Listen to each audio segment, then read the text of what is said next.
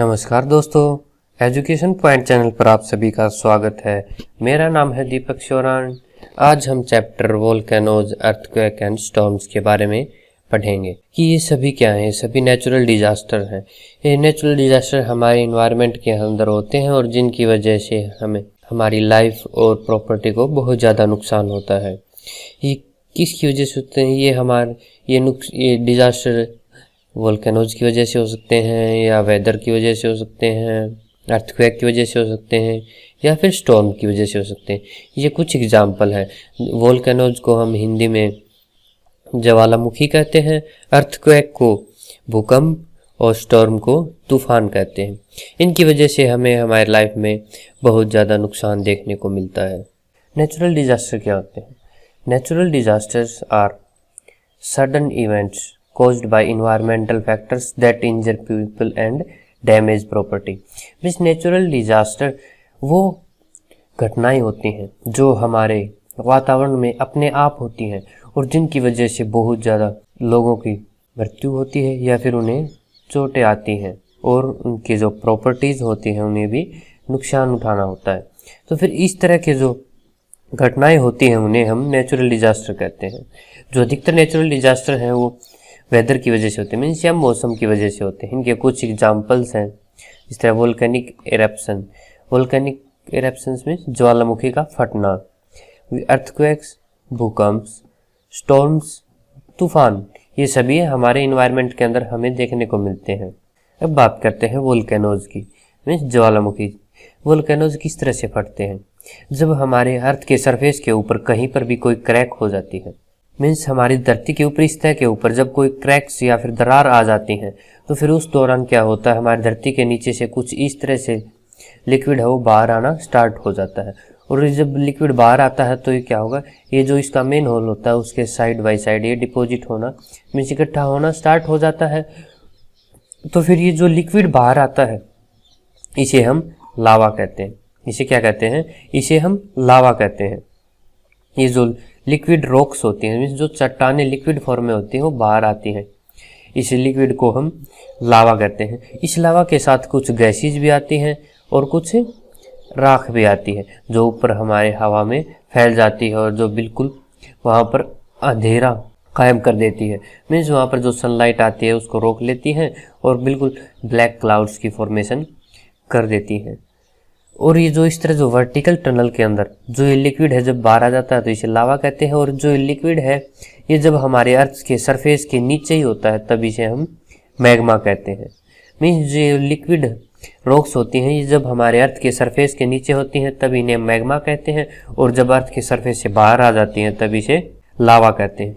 जब ये फटता है तो इससे आसपास की जो भी एनिमल्स हैं, पीपल है या फिर उनकी जो भी प्रॉपर्टीज़ हैं उनको बहुत ज़्यादा नुकसान होता है, क्योंकि ये जिस भी एरिया के अंदर या फिर जिस भी क्षेत्र के अंदर फैलता है वहाँ पर बहुत ज़्यादा तबाही फैला देता है।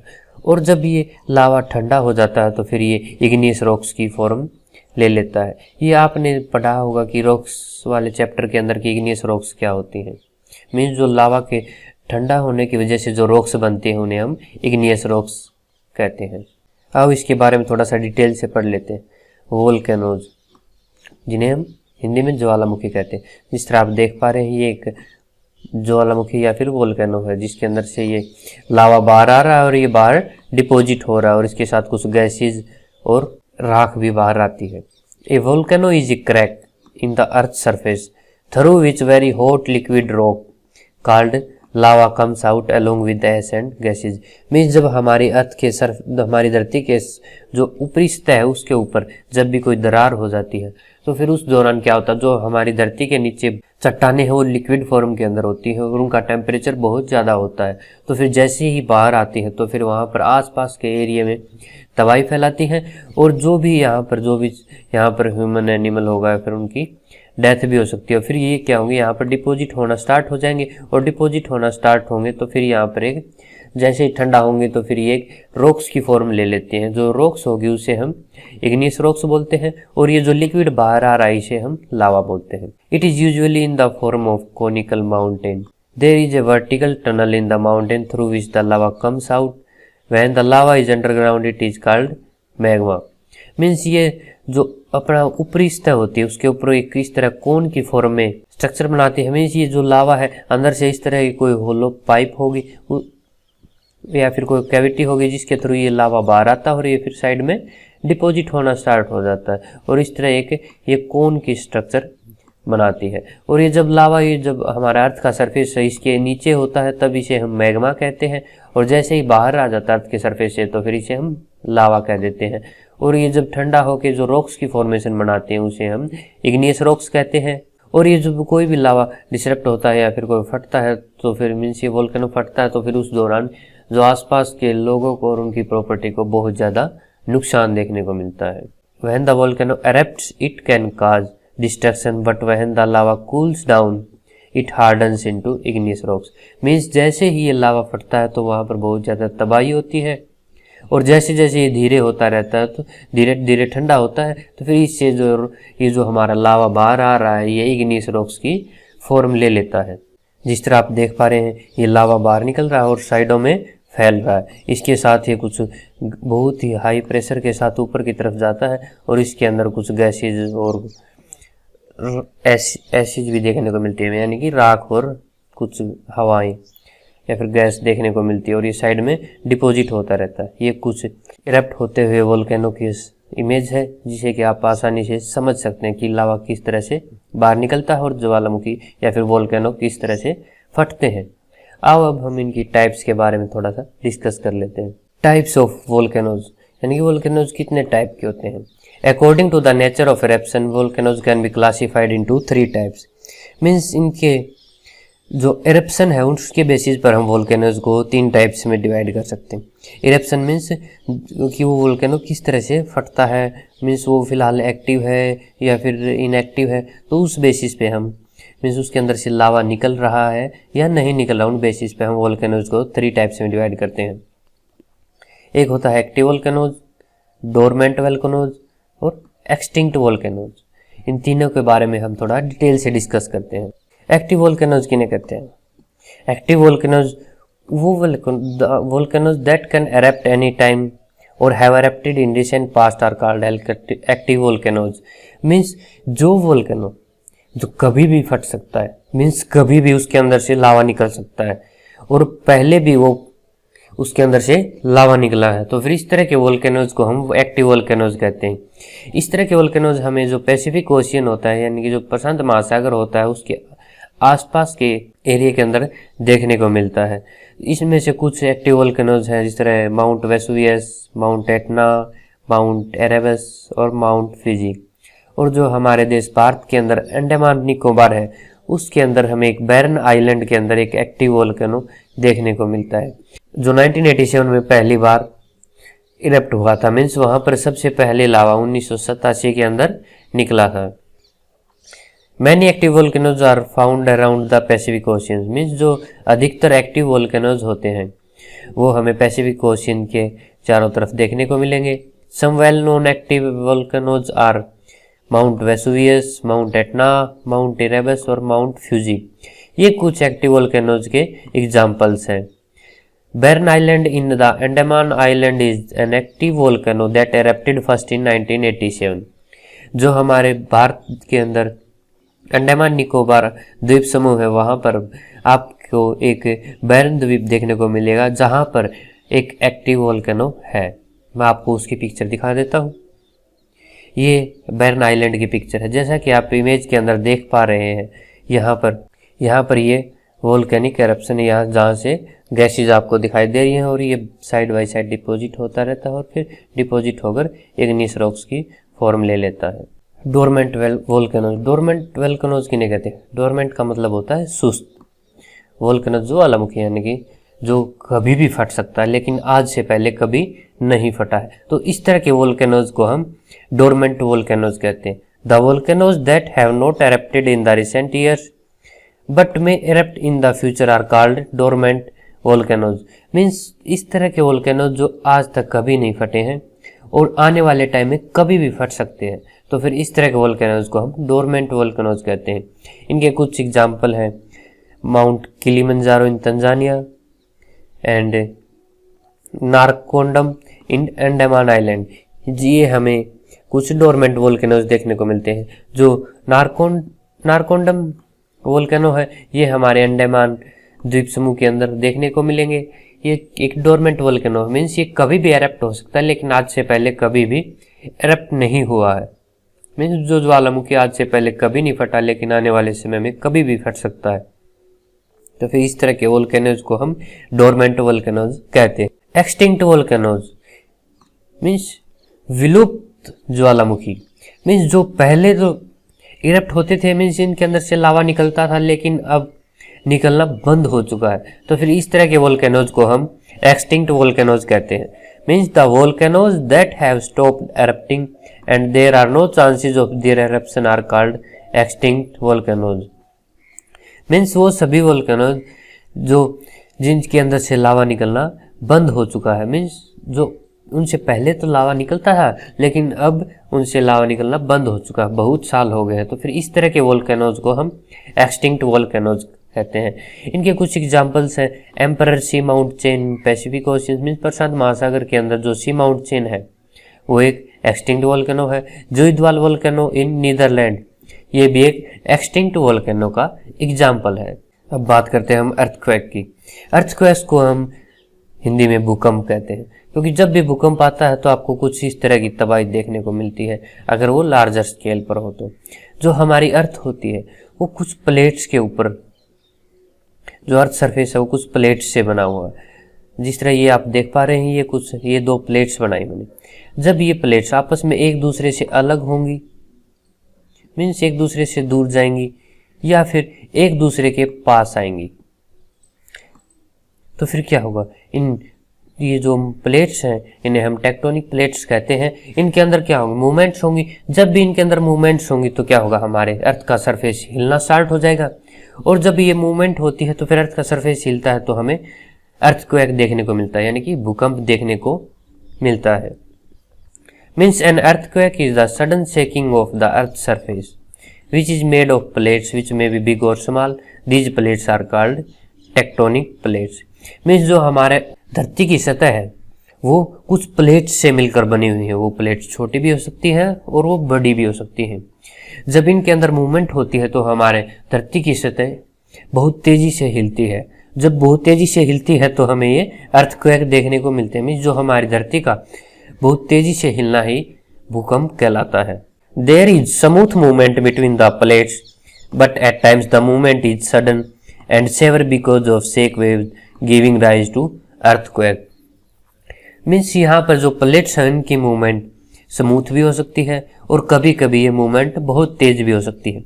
जब मूवमेंट स्मूथ होती है तो तब हमें बिल्कुल हल्के झटके महसूस होते हैं, बहुत ही हल्का भूकंप देखने को मिलता है। लेकिन जब ये प्लेट्स की मूवमेंट बहुत तेज होती है तो फिर उस दौरान हमें बहुत ही तेज भूकंप देखने को मिलता है, जिसे आप देख पा रहे हैं जैसे कि ये बिल्डिंग्स भी गिर सकती हैं और जो हमारे जान और माल का भी नुकसान हो सकता है। अब बात करते हैं कि ये अर्थक्वेक, मान लिया ये हमारी अर्थ है, ये अर्थ है तो फिर इसके किसी भी कोई भी सेंटर होगा, फिर वहां पर क्या होगा? अर्थक्वेक स्टार्ट होगा। तो फिर जो सेंटर होता है means the place where earthquake begins is called the epicentre. Means धरती की वह सतह जहां पर अर्थक्वेक स्टार्ट होता है उसे हम एपिसेंटर कहते हैं। मीन्स उसे क्या कहते हैं? हम एपिसेंटर कहते हैं। अर्थक्वेक की वजह से हमें बहुत ज़्यादा नुकसान देखने को मिलता है। इससे बहुत ज़्यादा व्यक्तियों की मृत्यु भी हो सकती है और जो उनके घर हैं या फिर बिल्डिंग्स हैं वो सभी तहस नहस हो जाते हैं। Means earthquake cause a lot of devastation, house and building collapse. Means इसकी वजह से बहुत ज़्यादा तबाही देखने को मिलती है। ये तबाही घरों और बिल्डिंग्स की हो सकती है। आपने सुना होगा कि अभी कुछ साल पहले 2015 के अंदर नेपाल के अंदर अर्थक्वेक आया था, जिसकी वजह से बहुत ज़्यादा लोगों की मृत्यु हुई थी। ये तो हो गया अर्थक्वेक। मीन्स किस तरह से होता है, जो हमारे अर्थ की सडन शेकिंग होती है। मीन्स हमारा अर्थ का सरफेस वो एक दिन से बहुत तेज़ी से हिलता है तो उस दौरान हमें अर्थक्वेक देखने को मिलता है। ये किसकी वजह से होता है? ये टेक्टोनिक प्लेट्स की मूवमेंट की वजह से होता है, और जिस जगह पर ये अर्थक्वेक स्टार्ट होता है उसे हम एपिसेंटर कहते हैं। अब बात करते हैं कि इस तरह इसे हम मेजर किस तरह करते हैं। जैसा कि आप इस इमेज के अंदर देख पा रहे हैं, ये एक सिस्मोग्राफ है। मीन्स ये अर्थक्वेक को मेजर करता है। जिस तरह आप देख पा रहे हैं ये ग्राफ है, यहाँ पर ये क्या है, इसकी इंटेंसिटी को शो कर रहा है।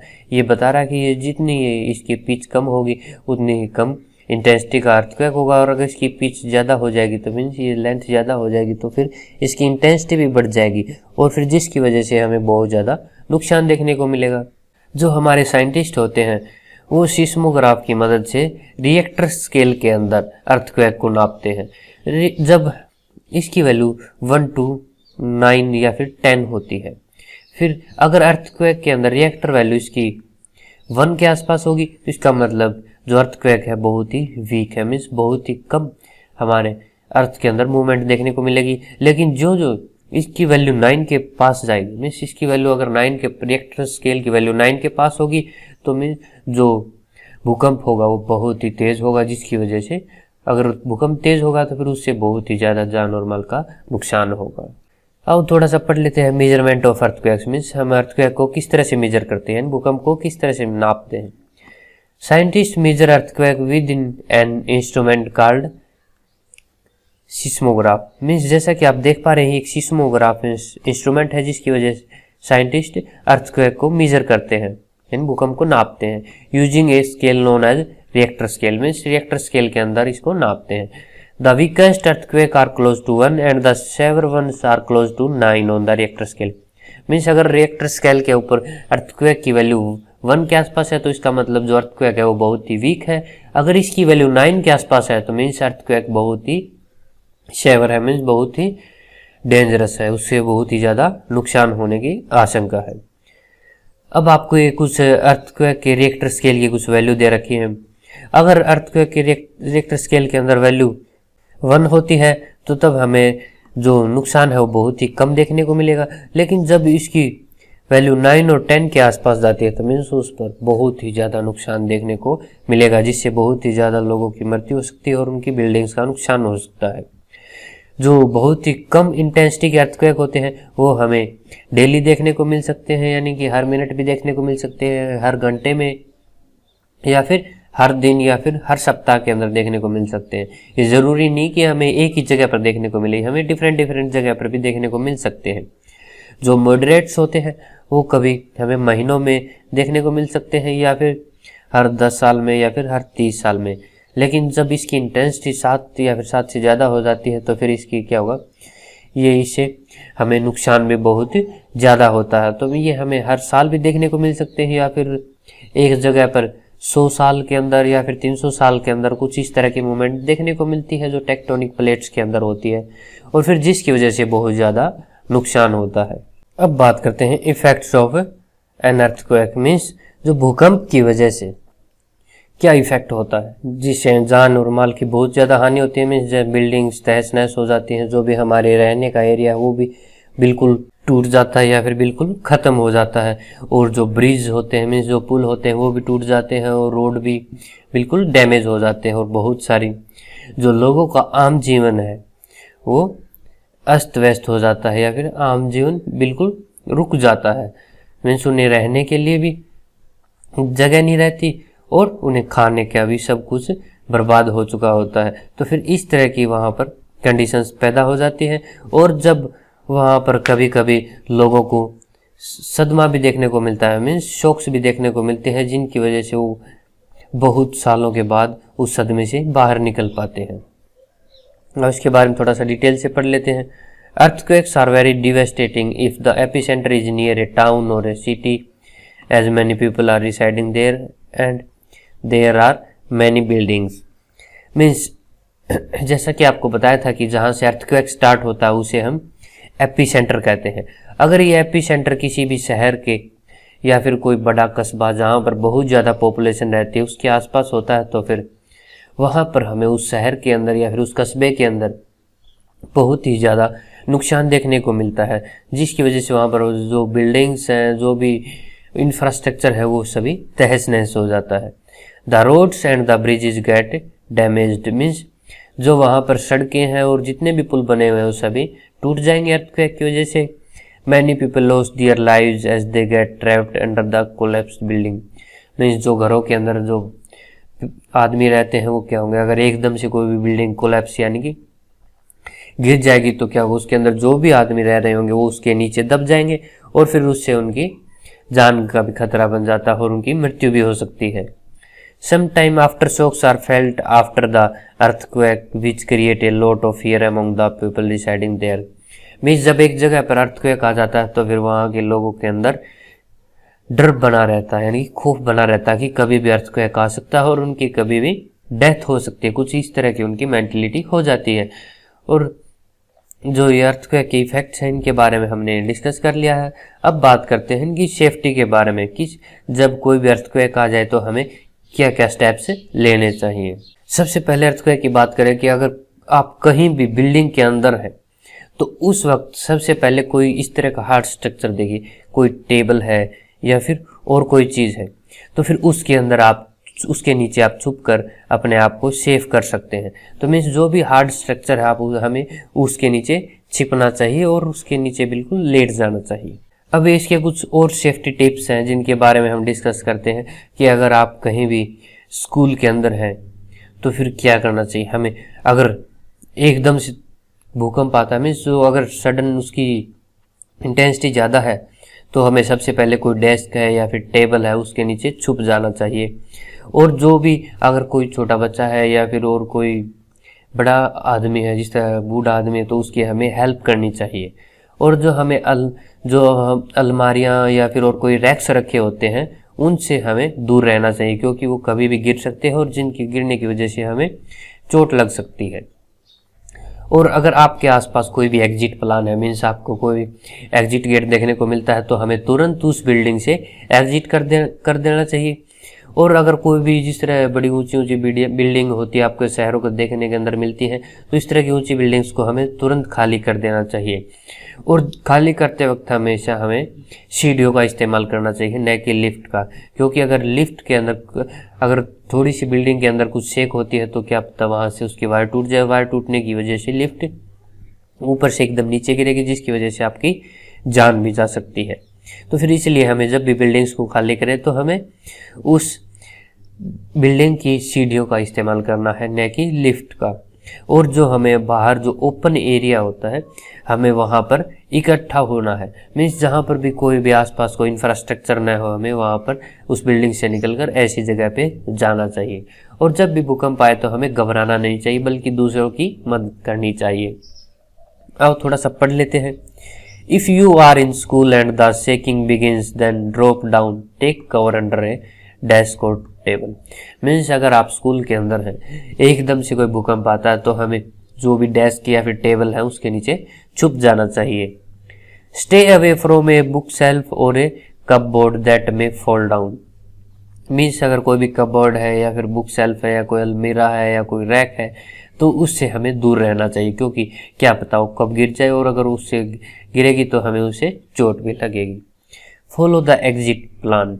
मीन्स हमें अगर कहीं पर भी, कई बार आपने देखा होगा कि कोई स्कूल है या फिर कोई बिल्डिंग है उसके ऊपर गेट के ऊपर एग्जिट लिखा होता है, या फिर कई जगह पर दीवारों पर एग्जिट प्लान भी चिपका रखा होता है कि आप जिस तरह यहाँ से लेफ्ट जाकर राइट जाओगे तो आपको एग्जिट मिल जाएगा। तो इस तरह हमें एग्जिट प्लान को फॉलो करना चाहिए ताकि हम जल्दी से जल्दी उस बिल्डिंग से एग्जिट कर सकें। If you are in a tall building, vacate the building, use stairs and do not take the lift. Means अगर आप किसी बहुत ही ऊंची बिल्डिंग के अंदर हैं तो उस दौरान हमें क्या करना चाहिए, जो इसके अंदर स्टेयर्स होती हैं उन स्टेयर्स को यूज करना चाहिए, यानी सीढ़ियों का इस्तेमाल करना चाहिए, न कि लिफ्ट का, क्योंकि लिफ्ट से हमें नुकसान होने का या फिर चोट लगने का खतरा बना रहता है। ये तो होगी अर्थक्वेक की बात। अब बात करते हैं हम टाइडल वेव्स या फिर सुनामी की। अगर आपने कभी देखा हो टीवी के अंदर या फिर कभी लाइव समुद्र के अंदर, तो फिर कुछ इस तरह की लहरें उठती रहती हैं। जब हमारे अर्थ के सरफेस के अंदर कोई वोल्केनिक एरप्शन होता है या फिर कोई अर्थक्वेक आता है, तो जिसकी वजह से या फिर कोई अंदर टेक्टोनिक प्लेट्स की मूवमेंट होती रहती है, तो फिर उस दौरान क्या होता है कि जो हम सीज के अंदर कुछ इस तरह की लहरें उठती और गिरती रहती हैं। तो फिर जो इस तरह की लहरें उठती और गिरती हैं तो फिर इन वेव्स को हम कुछ वेव्स की फॉर्मेशन बनाते हैं, इन्हें हम टाइडल वेव्स कहते हैं। जब इनकी इंटेंसिटी बहुत ज़्यादा हो जाती है, मीन्स ये बहुत ही विकराल रूप ले लेती हैं, तब इन्हें हम सुनामी कह देते हैं। ये हमें कोस्टल एरियाज के आसपास देखने को मिलती है। मीन्स जिस रीजन के आसपास समुंदर होता है हमें उन रीजन्स के अंदर हमें देखने को मिलती है। Tidal wave and tsunami. Means tidal wave जैसा कि आपको बताया था कि जो हमारा समुद्र होता है वहाँ पर पानी की लहरें उठती और गिरती रहती है। जो ये लहरें उठती और गिरती हैं कुछ इस तरह से, तो फिर इन्हें हम टाइडल वेव्स कहते हैं। जब हमारे अर्थ के अंदर कोई भी अर्थक्वेक आता है या फिर कोई वोल्केनिक एरप्शन होता है, यानी कि जो भूकंप और ज्वालामुखी फटते हैं, तो फिर उस दौरान क्या होता है, एकदम से सडन शॉक होता है। मीन्स एकदम से हमारी धरती हिलती है। तो फिर उस दौरान ये जो टाइडल वेव्स होती हैं ये बहुत ही विकराल रूप ले लेती हैं, और विकराल रूप लेने की वजह से ये बहुत ही ये 10 मीटर्स की हाइट तक भी जा सकती हैं। और फिर क्या होगा, जैसे ही कोई ये मान लिया सी शोर है, यानी कि जो हमारे समुद्र के आसपास का एरिया है, तो फिर उस दौरान क्या होगा कि वहाँ पर बहुत ही ज़्यादा मात्रा में पानी ले आएंगी। और फिर पानी ले आएंगी तो फिर क्या होगा, वहाँ पर हम बाढ़ जैसे हालात वहाँ पर बन जाएंगे। मीन्स वहाँ पर बाढ़ आ जाएगी, जिसकी वजह से वहाँ पर रहने वाले लोगों को बहुत ही ज़्यादा जान और माल का नुकसान होता है। अब इसके बारे में थोड़ा सा पढ़ लेते हैं। अर्थक्वेक और volcanic eruption can take place under sea also which causes tsunami. Means जो हमारे समुंदर के अंदर या फिर कोई अर्थ के सरफेस के अंदर कोई अर्थक्वेक आता है या फिर कोई वोल्केनिक एरप्शन होता है, जब ये समुद्र के आसपास होगा तो फिर वहाँ पर क्या होंगी, बहुत सारी वेव्स प्रोड्यूस हो जाएंगी। और फिर जो टाइडल वेव्स हैं बहुत ही विकराल रूप ले लेती हैं, तो फिर ये कि सुनामी को जन्म देती है। During tsunami the waves move at a greater speed causing a massive destruction at sea shore. Means जो हमारे समुद्र के किनारे के जो इलाके होते हैं जिन्हें हम कोस्टल एरियाज कहते हैं, वहाँ पर हमें बहुत ज़्यादा नुकसान देखने को मिलता है। The rise and fall of a sea wave is called a tidal wave. Means जो हमारे समुद्र के अंदर जो लहरें उठती और गिरती रहती हैं उन्हें हम टाइडल वेव्स कहते हैं। During tsunami the tidal waves में travel at a speed of 800 kilometre per hour. Means जब कोई सुनामी आती है तो उस दौरान ये टाइडल वेव्स 800 किलोमीटर प्रति घंटे की रफ्तार से चलती है। मीन्स बहुत ही तेज स्पीड से कोस्टल एरियाज की तरफ, यानी कि जो हमारे समुद्र के किनारे होते हैं उनकी तरफ जाती है। Tsunami comes in Indian Ocean due to which people living in coastal areas got affected and also causes death। Means जब सुनामी आती है तो जो हमारे हिंद महासागर है उसके अंदर जो, या फिर इंडियन ओशन उसके अंदर सुनामी आती है, तो फिर जिस तरह मुंबई का एरिया है या फिर केरला है या फिर तमिलनाडु है, उड़ीसा कोस्ट है, तो फिर जो भी कोस्टल रीजन है हमें वहाँ पर बहुत ज़्यादा तबाही देखने को मिलती है। जैसा कि हमें 2004 के अंदर देखा था कि जो इंडियन ओशन है उसके अंदर एक भूकंप आया था, जिसकी वजह से श्रीलंका, इंडिया, थाईलैंड, मालदीव और सोमालिया इन सभी देशों के अंदर सुनामीज आई थी, जिसकी वजह से बहुत ज़्यादा लोगों की डेथ भी हो गई थी और उनका घर बार सब छिन गया था। मीन्स सब तहस नहस हो गया था, जिसकी वजह से तमिलनाडु और केरला के अंदर जो हमारे भारत देश के राज्य हैं तमिलनाडु और केरला के अंदर, उसके अंदर भी बहुत ज़्यादा लोगों की डेथ हो गई थी। जैसा कि आप देख पा रहे हैं इस इमेज के अंदर, ये कुछ सुनामी की इमेज है जिसके अंदर ये जो टाइडल वेव है बहुत ही विकराल रूप ले लेती है और जो भी इनके रास्ते में आता है उसको सबको बर्बाद कर देती है। Thanks for watching the video, like and subscribe the channel. मिलते हैं अगले लेक्चर में, और अगले लेक्चर में हम एक नया चैप्टर शुरू करेंगे।